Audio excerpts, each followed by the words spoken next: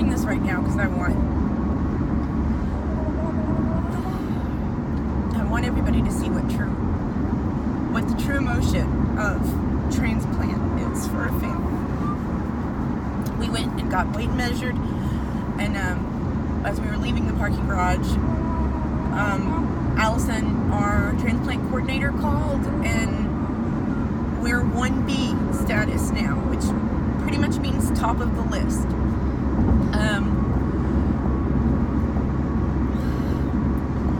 This is the most complicated emotion that I have ever felt.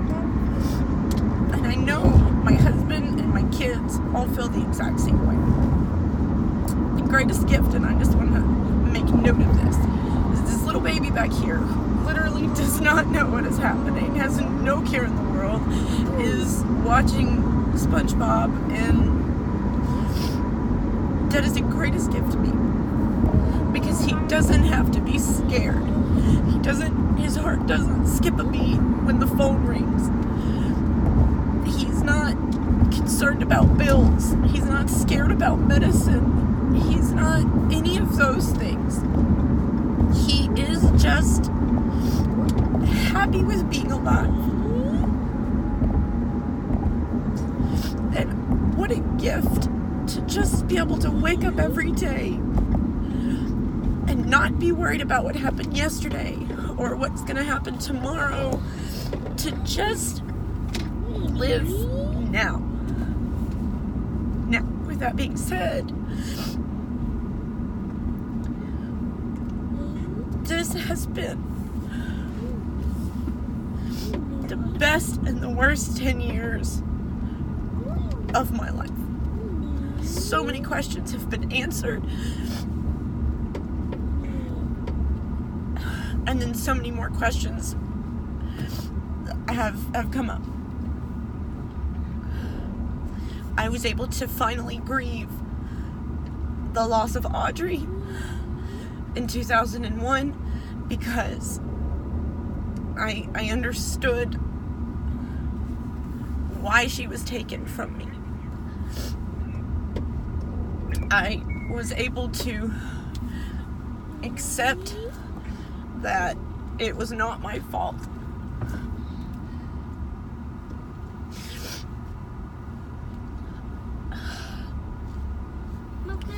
It is impossible to say it a different way.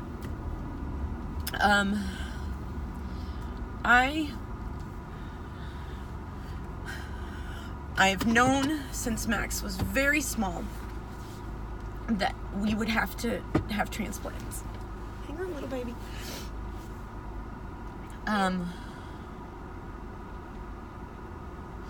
But until you get here, it's just a theory.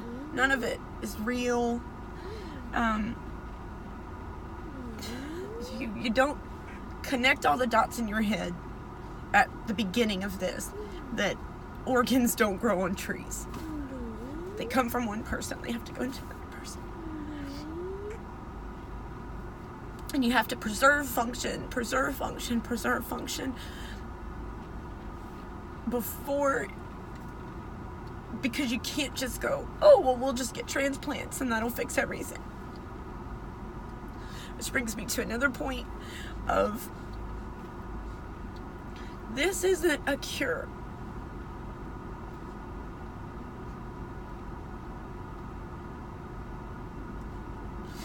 This will buy us time.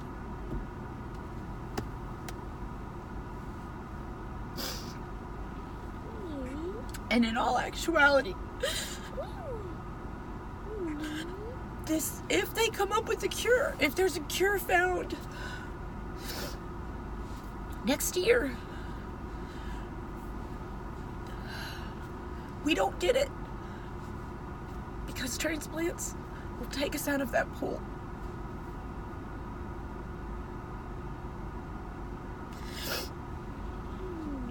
When I saw 6.4 years when Max was a baby, I set a timer,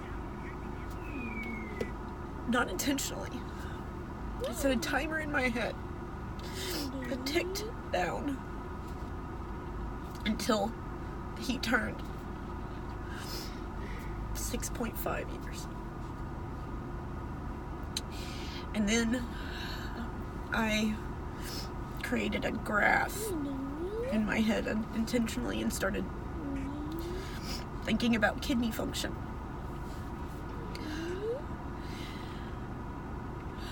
The oldest living person with MMA is like 38. At 6 days old, 38 would have been a wonderful number to see.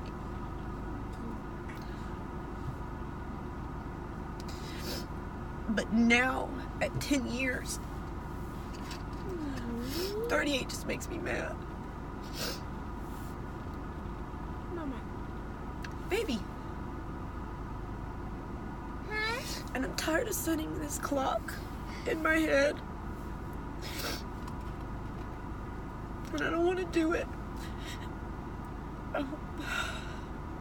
But it is impossible. It is impossible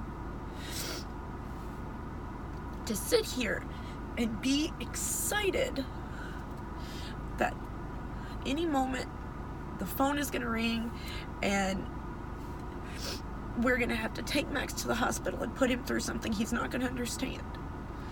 Put him through a 13+ hour surgery that could kill him.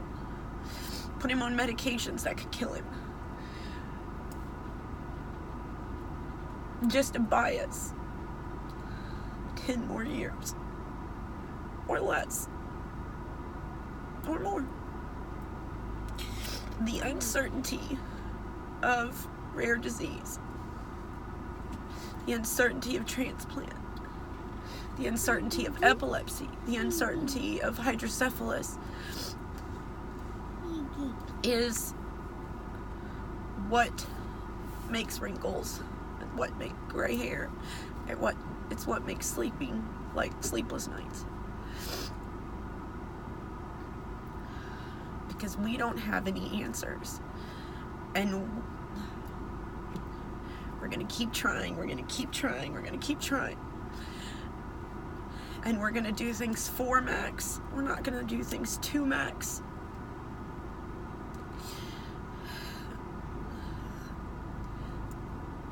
I wrote a letter to the family of our donor that I don't know.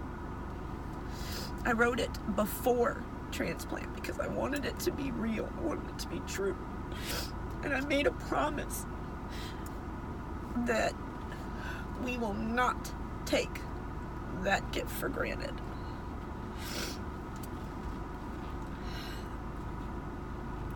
It is god awful to sit here and think that everybody's gonna say, oh, I'm so excited, we're so happy, you know, oh, this is gonna be great for Max. But as a family, we're sitting here waiting for somebody to die.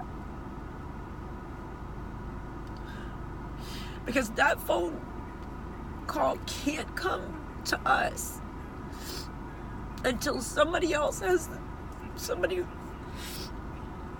has to hear they're not going to make it.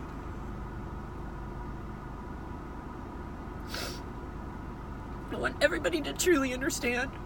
This is why, you know, you see a special needs parent where one day they're talkative and they're involved and they'll explain everything a million times with a smile on their face, and then other days that you can't get them to return a text, or you can't get them to return a phone call, or they look tired, or they act evasive. It's because we put ourselves through so much more torment than the condition already puts us and our children through.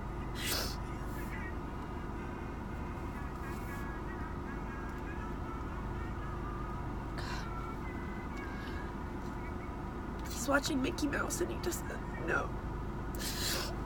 He doesn't know that the phone could ring and what that phone call could mean. He just gets to be happy. And I will just keep going. God, I'd go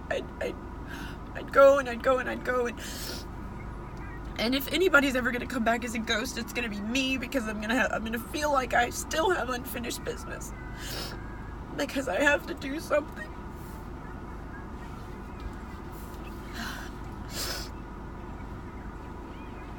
I'm so happy that Max is 10.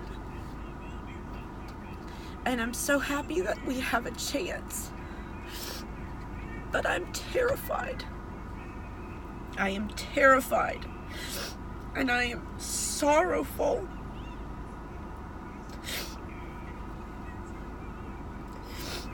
Because now I'm going to have been on both sides of that conversation. I'm going to be the one that picks up the phone and they tell me, get to the hospital. We have a match. And I'm going to have been that mom that the doctor looks me in the eyes and says, I'm sorry.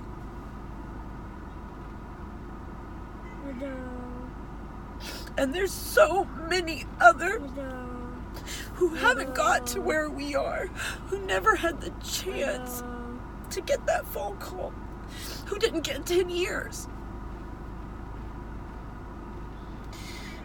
And it's the most complicated emotion that a person can have. I can't even fathom that it could get any harder to process.